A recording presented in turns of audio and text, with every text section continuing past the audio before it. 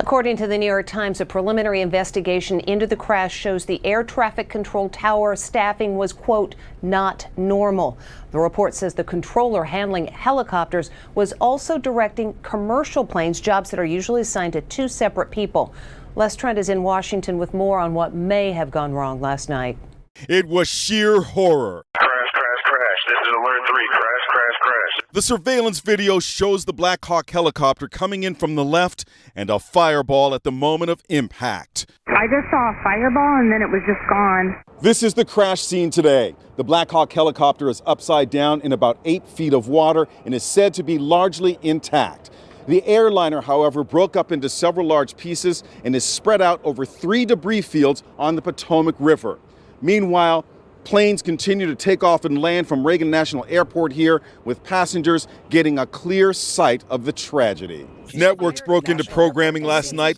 A commercial airliner has collided with a helicopter in midair. Desperate relatives waited for news at the airport, hoping for a miracle. Hamad Raz's wife was on board and sent him a haunting last text. We're landing in 20. I'm just praying that somebody's pulling her out of the river right now as we speak.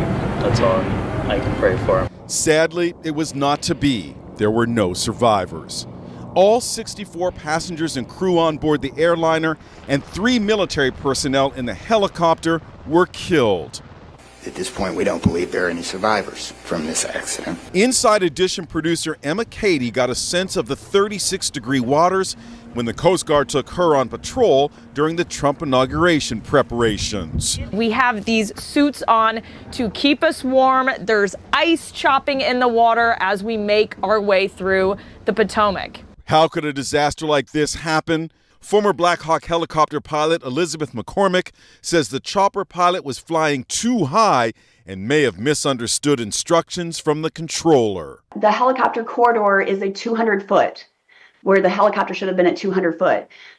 What's been reported is that this accident happened between 350 and 400 feet. This is pretty much where it happened. Stephen Fabian made the same approach today in a simulator. This is where the impact happened, right about here. And there's nowhere for this plane to go but the water. Correct.